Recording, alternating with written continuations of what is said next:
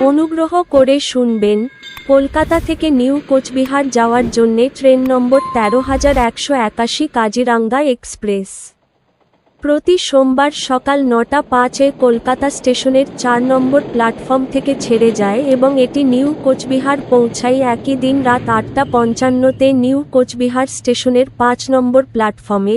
ট্রেনটির মোট যাত্রাপথ ৬৯৬ কিলোমিটার, যা অতিক্রম করতে সময় লাগে ১১ ঘন্টা ৫০ মিনিট।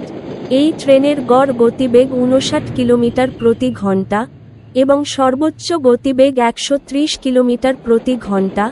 এই ট্রেনটি যাত্রাপথে মোট ৬টি স্টেশনে দাঁড়ায়।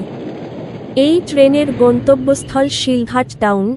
এই ট্রেনের স্লিপার ভাড়া ৩৮৫ টাকা, থার্ড এসি ভাড়া ১০৩৫ টাকা, সেকেন্ড এসি ভাড়া ১৪৭০ টাকা।